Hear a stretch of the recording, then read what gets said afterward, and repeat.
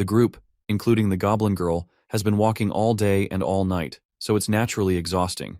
But when she showed even a tiny sign of fatigue, the rest of the goblins would quickly gang up against her to berate and beat her down. They treat her like a punching bag, seeing her as lesser than the average male goblins. This disgusting display of behavior earned the leading goblin a head injury after getting rocked by a rock through the back of his head. Lin Tian clarified that he brought these bastards along to help find iron and not to fight senselessly. He briefed them about the ore's appearance before heading out. If the search party wants to stay alive, each one needs to find one piece of ore in the valley ahead. Failure to comply and hit the quota would, of course, be punishable by death. Hearing Lin Tian say that while holding an iron knife made the goblins tremble in fright. A fire has been lit under their asses, scrambling in every direction in hopes of finding an ore unless they want to get clapped by the chief. Deep in thought, Lin Tian admitted that what he's trying to do is just temporary. He'd get killed in just a matter of time once he outlived his usefulness. But there's an obvious recourse through this. The system was practically telling him to mate with the Goblin Girl to attain the legendary Goblin God status. So Lin Tian approached the crying bullied lady, gently telling her to stop crying. He even kneeled right next to her so she could hear what he was saying a lot clearer. Lin Tian proposed that they stay together. If she's under his wing, no one would mess with her. She will be protected, she'll get meat to eat, a warm place to stay, and some much-needed peace. He assured her that he was a man of his word. But they're too weak at the moment. To avoid being bullied, they both need strength. Hearing the possibility of getting stronger, the Goblin Girl's eyes glimmered with hope as she blushed. Without mincing his words, Lin Tian asked the lady if she would be willing to bear his children for the sake of power. Her timid response to that was par for the course. She had never been part of any kind of mating ritual before. But if it's the kind and good-hearted Lin Tian, she wants to explore a little bit more. She did not get another word as a response.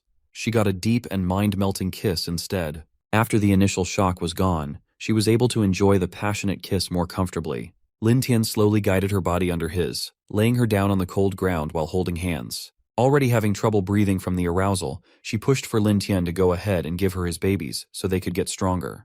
The first time it entered, the system pinged that the host would have a total of 7 children in this conception. Due to the talent limit, Lin Tian only gained 9 attacks, 100 HP, and 10 defense. When Lin Tian was done, he was drenched in sweat, his body exposed to the elements. The little goblin has reached level 7, gaining the title of Defiler. His overall combat strength jumped to 65. Not only did his level increase, but his form also improved with leaps and bounds. Right now, he'd have a much higher chance of winning against that goblin priest chief. Picking his human clothes back up, Lin Tian draped them over the Goblin Girl's naked body. From now on, it will be his responsibility to protect her life. She was just happy that a fellow goblin was being nice to her, but their romantic evening was interrupted by some hurried voice asking for help in a panic. It turned out to be one of the bastard goblins who accidentally bumped into a menacing demon wolf in the process of gathering ores. Lin Tian's eyes locked in on the iron ores. That's what they need, but the fool who got it brought back some trouble for the rest. Unsheathing his blade, he sharply stared at the incoming giant wolf while the Goblin Girl worried. The poor goblin that did not know any better taunted a brutal beast and was now about to pay the price. Fortunately, Lin Tian became strong and fast enough to deal with some severe damage as he stuck his blade on the wolf's neck. It was a one-hit, one-kill, and the fleeing goblin was speechless. Walking up to the ore-holding little shit, Lin Tian increased the intimidation in his voice to pressure the goblin to hand the material over. Of course, the little guy had no other choice but to comply in utter terror. Appraising the ore, Lin Tian guaranteed its high quality. If they could find some more, making potent weapons would be easy peasy. The next morning, a trail of smoke from the fire from the goblin camp could be seen over the forest. Lin Tian had just finished processing the obtained iron ore into a spearhead, and was now showing off the result of his work to the surprised goblins. The iron spearhead easily pierced through the skin and skull of the demonic wolf killed last night. Stone and bone materials would never have been able to achieve such a result. Even the goblin boss was surprised by the weapon made by our hero, and was even speechless by this. Lin Tian pulled out the spear from the wolf's head, and with a smile, explained to the goblins that this iron spear was something he had made himself from iron ore. The goblin that Lin Tian had saved last night immediately ran forward to confirm that he was not lying, and that he had indeed killed the wolf last night and made this weapon himself. The goblin chief immediately desired to obtain the same spear.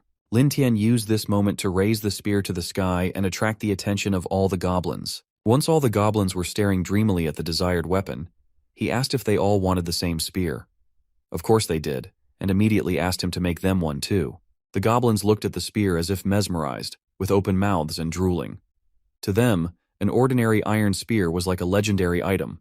But the way Lin Tian attracted the attention and respect of the goblin tribe did not please the goblin priest, who was now darker than a storm cloud.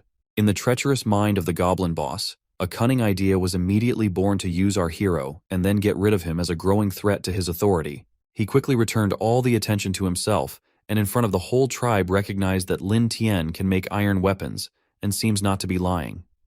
But that doesn't mean anything yet.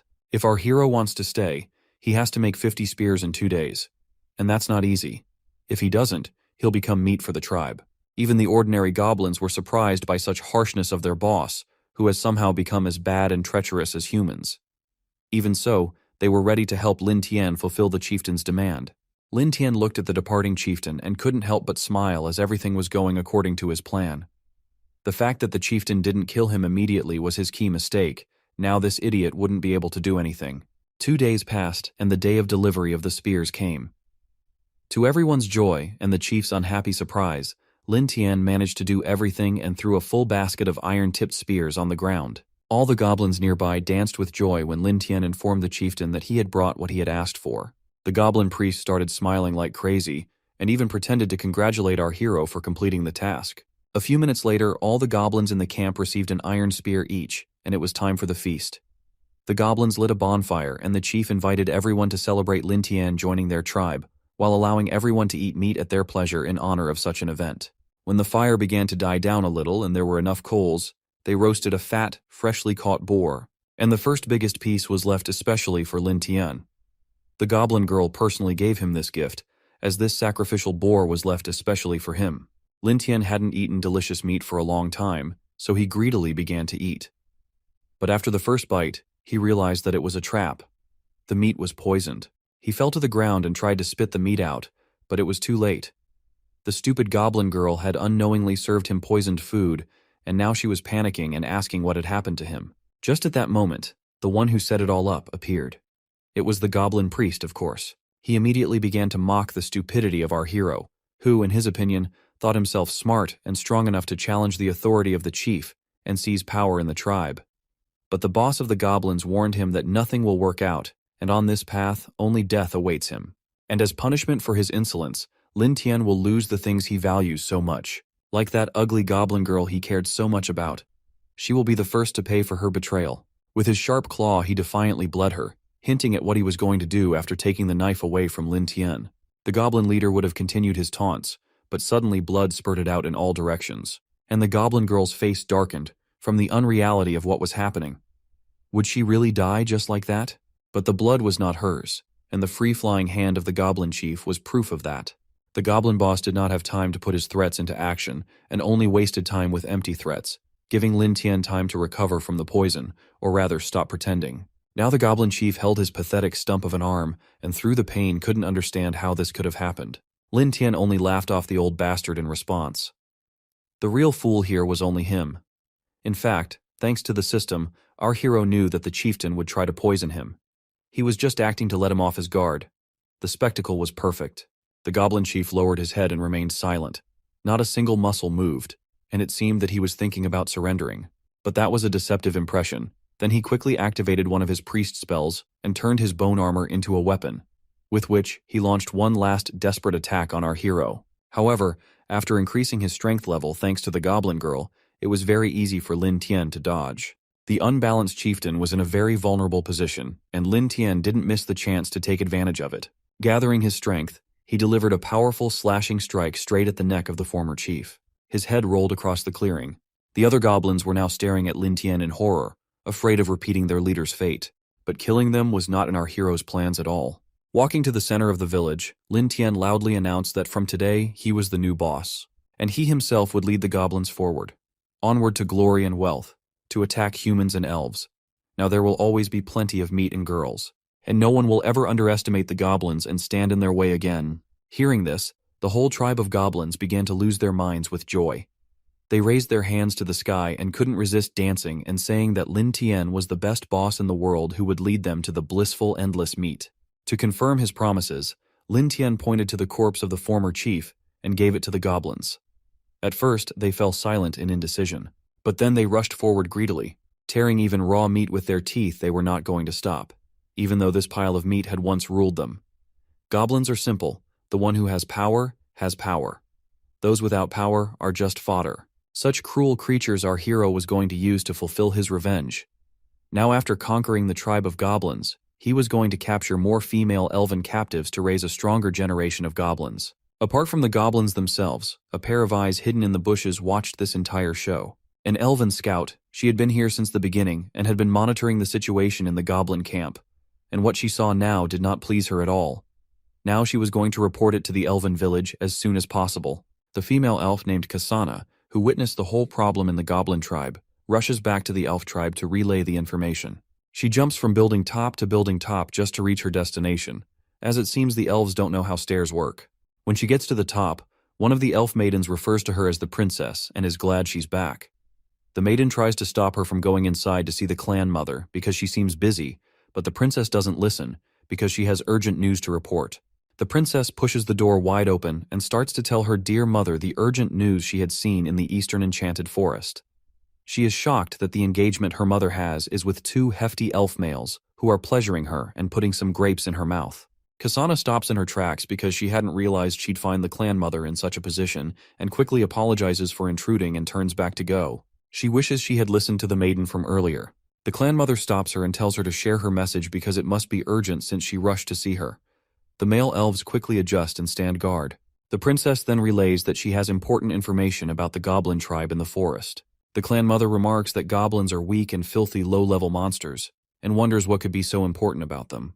The princess tells her that this morning she found a black-haired red giant bear in the forest that had been gnawed to its bone, and there were signs of goblin footprints around it. She mentions that the black-haired giant bear is one of the fiercest creatures in the forest, and goblins shouldn't be able to kill such a beast.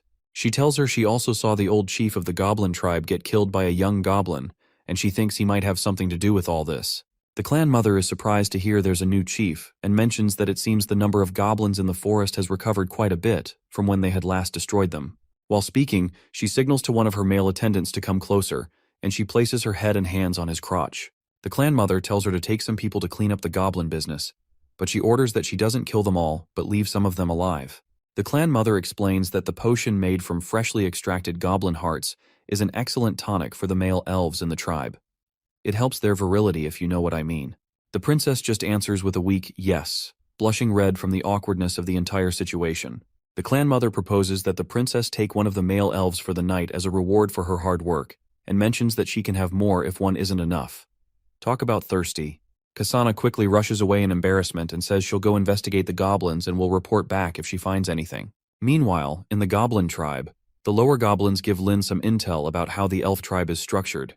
They tell him that the enchanted forest has about 30 elf tree houses that are all very tall. Our guy tells the goblin who has spiky hair, as if he doubles as a rock metal band member, that he's going to give him 2 female elves as a reward for getting this intel when they capture the elf tribe. He later orders the goblin to tell the others to sharpen their weapons in preparation. Our spikehead goblin's face lights up with excitement as he conceives the thought of having 2 female elves all to himself. The other goblins just scream out in excitement and say, "Long live the boss." The spikehead goblin swiftly turns around to his assignment of getting the other brothers to prepare their weapons, seeing he has a newly found incentive to devote himself to the job. Lin, who just sits in front of the fireplace where the intel was gathered, calculates the number of elves they'll be up against. He figures that if there are 2 elves per house, they may be up against about 60 of them. Let's not forget about the 10 or so guards, which means there'll be at least 70. Our Lin Tian mentions that since the priest died, he's been busy leading the goblins to the mine, making weapons, and hunting monsters to level up. He goes to the rest of the tribe and tells them they're going to be going for bigger monsters. He tells them starting from today, they'll start hunting for major monsters in the enchanted forest, and the entire tribe screams in excitement. Their first attack is against a dangerous-looking magic boar, and they acquire the skill Giant Fang Attack once they kill it. It seems every successful kill increases the level of all the goblins, and they all acquire the skill from their prey. The second monster is a stone-like monster, and the goblins acquire the skill Stone Skin when they destroy it. Our guy and the lower goblins kill more monsters. One looks like a jaguar, and they acquire the skill Stealth. Another looks like a monkey, and they acquire the skill of Climb. Even Yue helps out with the raids, and it seems she's mastered the art of using the bow and arrow. The goblins also kill a large 2-headed snake, and they acquire the skill Venom Secretion. All this is because the goblins have a secret skill called Devour that allows them to acquire the skills of whoever or whatever they eat. Due to their recent conquests, they've acquired many skills, and their overall skill levels have increased. Our guy checked the stats of one of his goblin soldiers, Spikehead. Spikehead is now level 18, still low level, now a beast slayer, has 231 HP, a strength of 29, and a defense of 40. He has also acquired several skills from every monster they've killed. Our guy realized that the overall combat power of each of the goblins is around 250, which trumps that of the elves, who all have a combat power of 200. He realizes that their tribe's overall strength has surpassed that of the elves, and taking their tribe will be a walk in the park. He checks to ensure that the Goblin Life Simulation system has cooled down from when he last used it and is ready to run again. Just to be sure, he decides to simulate his attack plan to see how things are going to turn out if they attack the tribe with their present capacity, since the elf tribe is a formidable threat. He tells the system to start the simulation, and the system activates the Goblin Life Simulator based on their present situation. A window pops up in front of him and presents the current scenario, which is the night before the raid. The system shows that our guy leads a greatly strengthened goblin army to raid the elf tribe, confident of success. But the elves ambush them and lead the goblin army into a trap, shooting them all down with arrows. Next up, he and Spikehead, his highest-ranking officer, are captured by the elf matriarch and hanged in the enchanted forest as a warning to the goblins to never mess with elves. The end. The system presents its summary by saying our Lin Tian thought it was foolproof, but it was actually under someone else's control. He gets a score of 0 out of 100 and no reward for running a failed simulation. Lin Tian is worried that this is how the simulation ends and wonders what it means when it says it's under someone else's control. He quickly realizes that there's only one explanation for such a paradox and declares to the other goblins that it seems the tribe is being watched by the elves. Our guy focuses hard to tap into the keen sense of hearing and smell goblins have, hoping to detect a trace of the elves around. Moments later, he detects something and tells the other goblins. He quickly runs toward the spot, and he finds Kasana, who is rushing back to the elf tribe along with her men. She tells them that she didn't expect such a big change in a few days, and hurries them up so they can return to the tribe to inform the mother of the latest development. While hopping from tree to tree, a couple of arrows soon land on the elf males, and one of them lands on the princess's behind, since Lin Tian needs her alive. They all wince due to the sudden pain from the arrows as they fall to the ground. The male elves seem to have been killed immediately as they were intentionally hit in vital places, but the princess just lies there unable to move. She wonders why she can't use any strength at all. The other goblins don't even listen to her but are just excited to run into a female elf. Kasana, who is now feeling drowsy, wonders if the arrow she was shot with was laced with poison. Our guy walks towards her and tells her he didn't expect to catch her so easily. He tells her she showed up just in time, since they're preparing for their grand finale against the elves, and the princess just lies there in horror. Lin orders the goblins to take them all back to the tribe, and they excitedly oblige. The next morning, the princess, who is fast asleep due to the impact of the sedative used on her, is quickly woken up by the goblin when Lin Tian approaches. They quickly pour water on her, which causes her to wake up. Her clothes look very torn, from being rough-handled by the goblins, and her limbs are tied up. Our guy grabs her by the head and lifts her so he can talk to her. Spikehead excitedly tells him that he ensured no one touched her, and he's reserved the female elf just for him. Lin Tian just expressionlessly stares at the princess, and figures out that the body fluids of goblins seem to have a special paralyzing and stimulating effect on female creatures. This may be why the clan mother keeps harvesting them for tonic. Our guy believes this gives them a tactical advantage against winning the matriarchal elves. Kasana, who is boiling with anger, calls Lin Tian a lowly creature and asks him what gives him the gut to kidnap a princess and dare attack the elves. She tells him he thinks he's so tough, but they would have been annihilated ages ago if not for her mother's kindness. She threatens that her mother won't let them go if they as much as touch a single hair on her head. Lin Tian calls bull and says he doesn't think it's kindness that has kept the goblins alive. He tells her the elves she's talking about, and the ones his subordinates talk about seem to be quite different people since the elves he's heard about are ruthless to goblins. Our guy is certain that though his subordinates are eggheads, they don't lie. He's sure that the elves could have completely wiped out all the goblins in the forest, but the sheer number of goblins living in the forest can't just be out of kindness. An odd realization hits the princess, and she wonders why the clan mother ordered her to keep a few of them alive. Maybe she just wanted some of that good tonic. Lin Tian feels that the story doesn't add up, but he believes he'll get to the bottom of it when he leads the tribe to take the elf tribe that night. Our guy orders the captains to go devour the other two dead elves, while he deals with the princess, so the goblins gladly rush to go do their business. Lin focuses his gaze on Kasana, and it seems he has other plans for her. She suddenly realizes what his plans are, and she screams out that he should even dare to do it.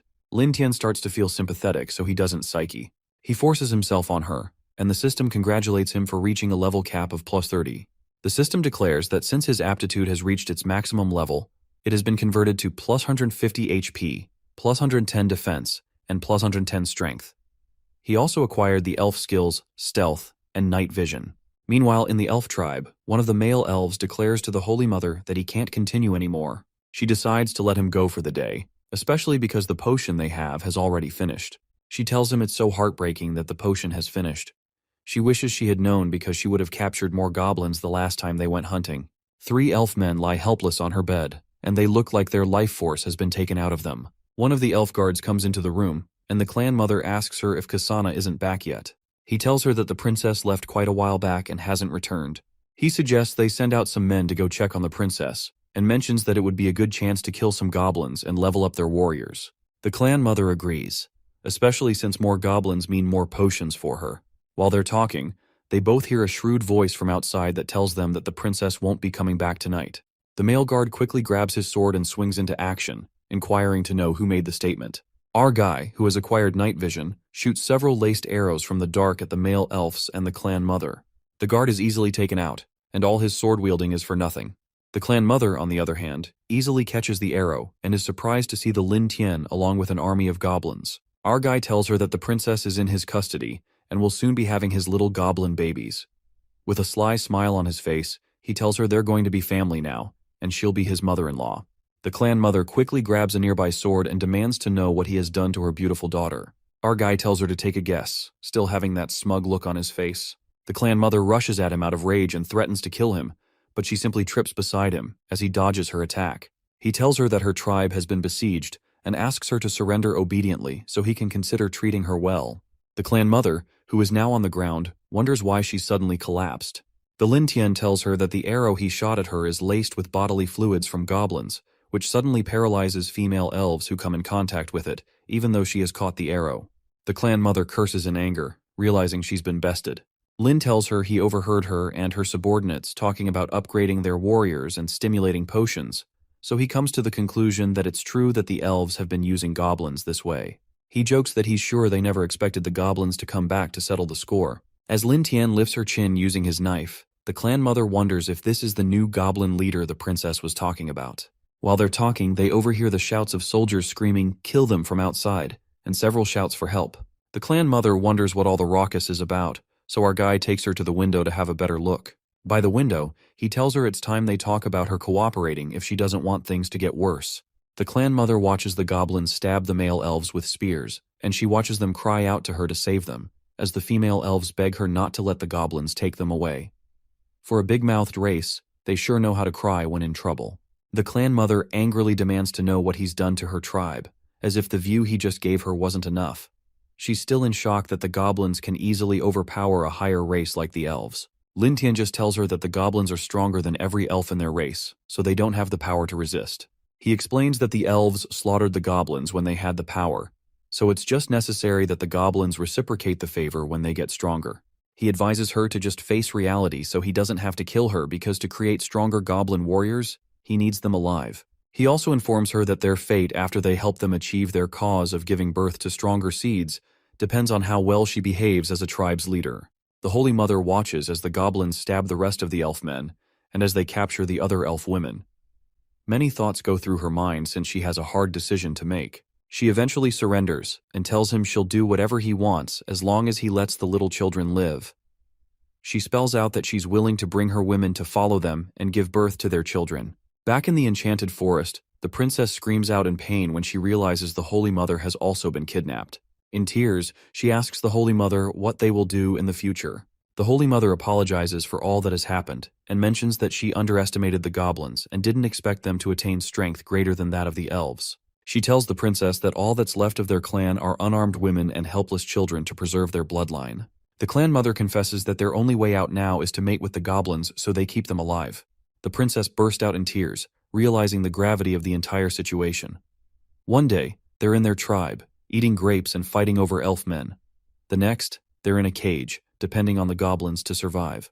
Lin Tian soon comes into their cage and tells them they should all stay inside and wait to give birth. He promises to arrange for their meals every day. He simply warns them not to try anything stupid, so they don't have to blame him for being ruthless and killing them all. The Holy Mother simply tells him she understands. A mother's gotta do what a mother's gotta do. She makes one request, though, and asks if she can take care of their children since they're hers. Nearby, Goblin Yue is seen taking care of the little elf children that the warriors captured, along with the little goblin children she had for Lin Tian. Our guy wonders if the reason she keeps making requests and doing things because of her children is because of the elf attribute, boundless maternal love. While he's thinking, Yue breaks his line of thought and tells him that she can't take care of all the kids by herself. So, Lin Tian decides to let the Holy Mother join Yue to take care of the rest of the children. Lin Tian decides that the little elf children are also important since they can add significant strength to their tribe when they grow up.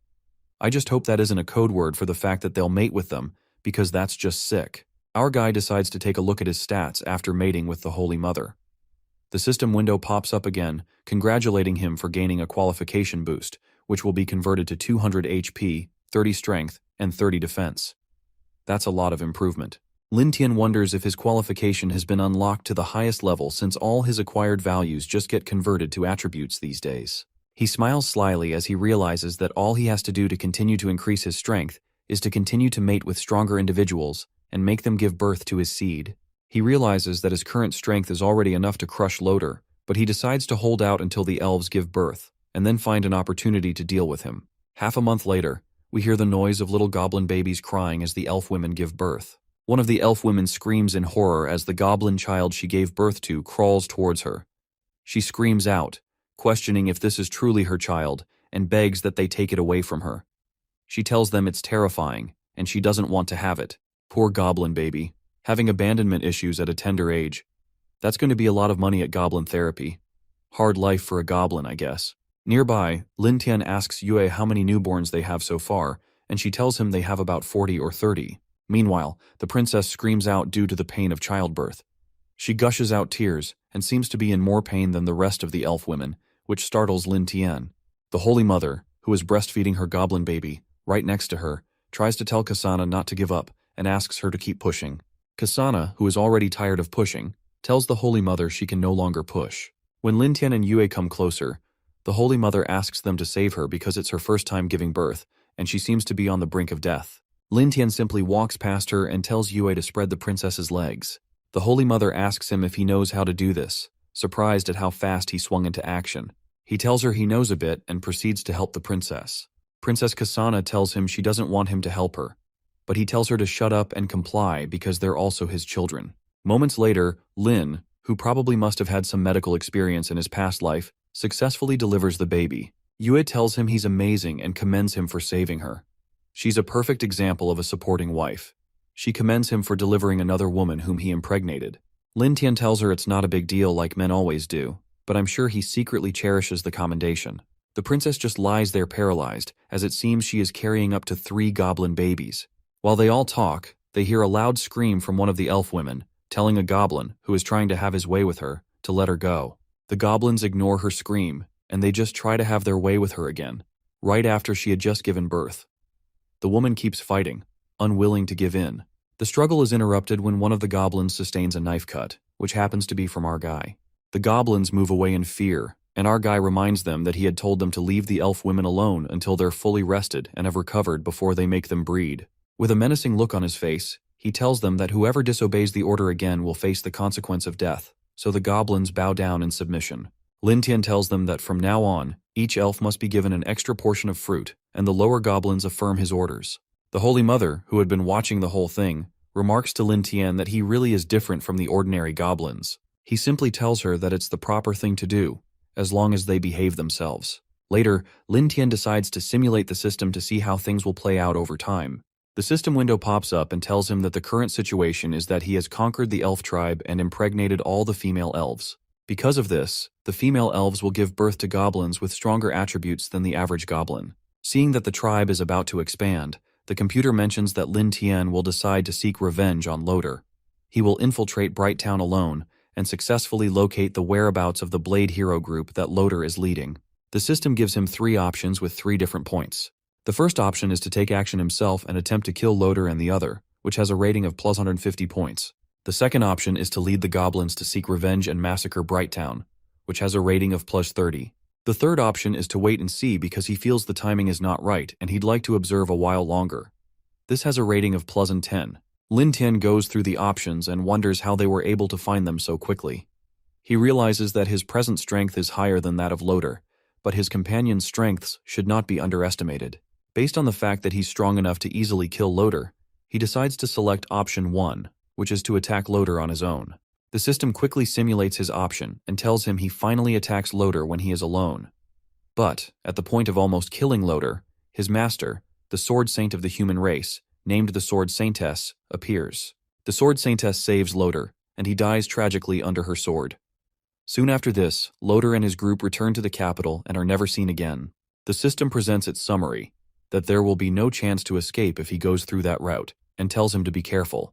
The system rewards him with 30 points for choosing that route, and explains that the simulation will take 9 days in real life. Lin Tian is surprised to learn of the Sword Saintess's appearance. He wonders why such a powerful figure would appear in a place as small as Brighttown. He also realizes that he didn't expect Loader and his men to leave Brighttown. If they're going to be leaving soon, it's going to be difficult to find them again, so he decides he has to make his move quickly.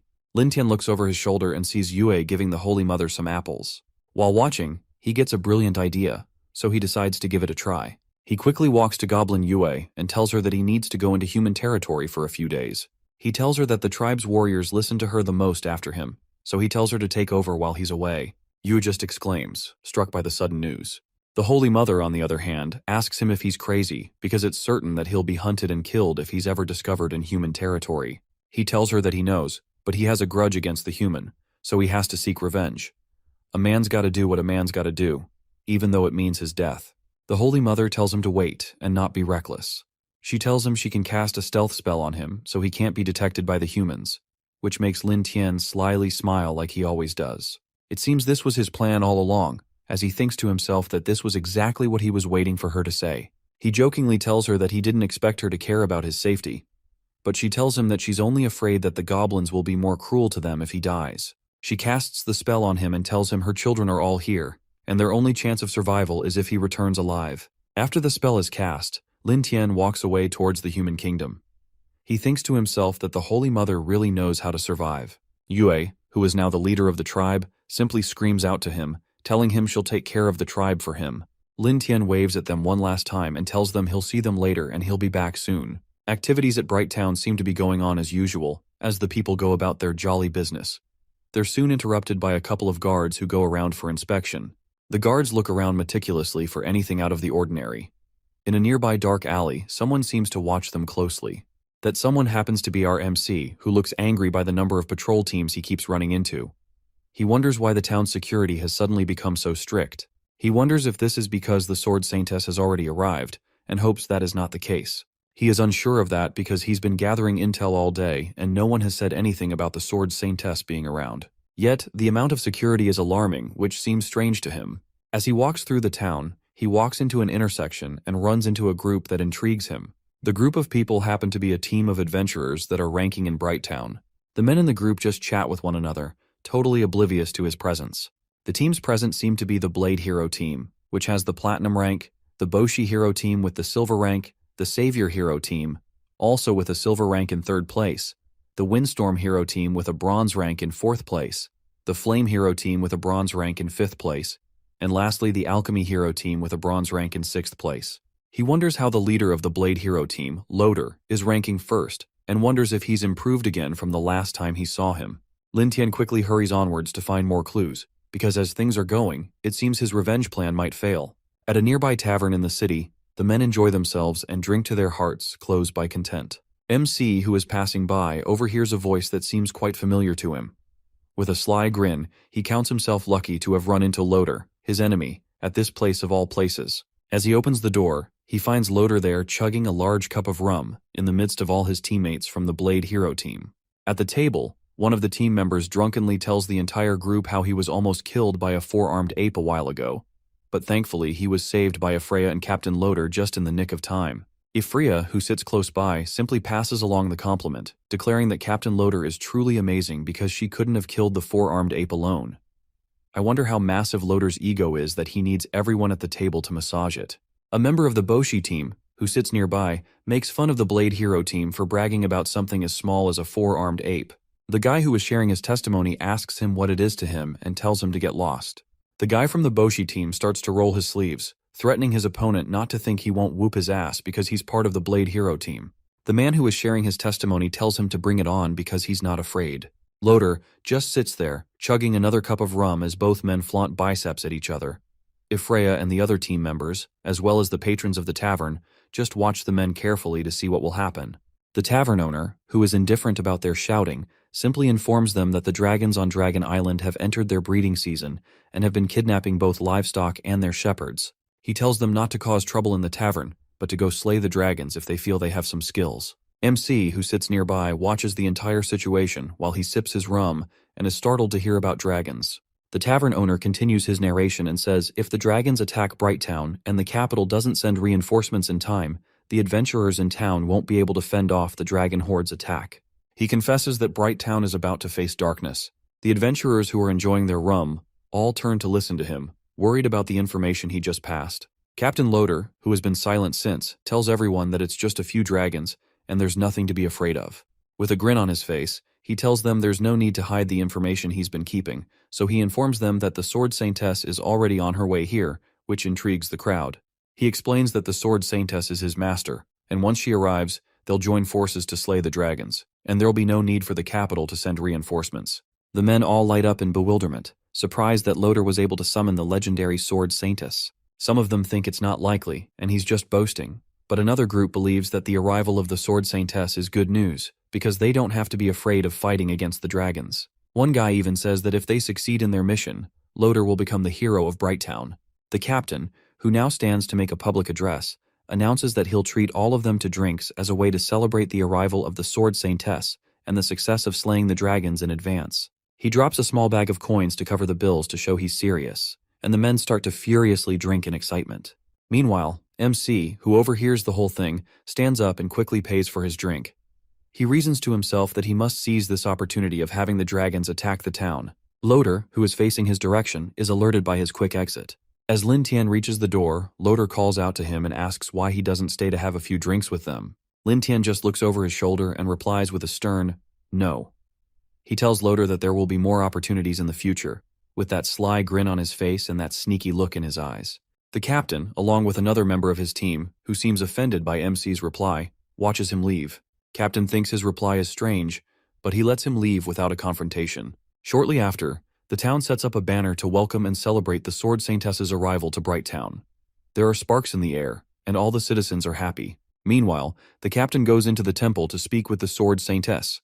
He calls her master and bows down in submission as he informs her that the dragons have been lingering around these days and are getting closer to the town. He adds that no one dares to let their animals go out to graze now, so it seems like the dragons might attack Brighttown soon. The Sword Saintess, who looks elegant in her armor, just asks him how the task she gave him is coming along. He tells her that the 10 dragon-slaying crossbows have been made according to the blueprints she provided and are being deployed at various high points around the town. She tells him to ensure they're stationed appropriately. Otherwise, none of them will be able to help when the dragons come, which will be a disgrace to her. Soon after, the Sword Saint goes out to address the people. Among the people, several people chatter about how noble she looks.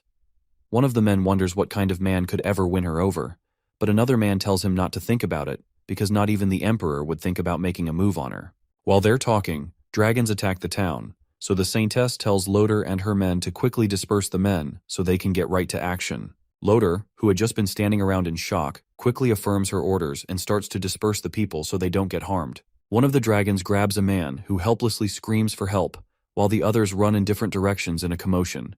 It's not the dragon's fault for grabbing a man since they've all refused to let their animals graze. On the ground, the Saintess announces that this dragon is a scout dragon. She explains that they only come to scan new territory, and it will attract the entire dragon horde for the real attack. She quickly orders Loader to bring his companions with her to the wall. Meanwhile, one of MC's captains rushes to inform him that the dragons are attacking the town. He also informs Lin Tian that there are many soldiers on the town wall, and asks what they should do. MC, who had already been alerted to the presence of the dragons, just tells him he knows and tells him they'll just stay there and enjoy the show. Behind our guy is the entire goblin army, equipped and ready to fight. They all grin at all the excitement, with their red bulb-like eyes, waiting for their chance.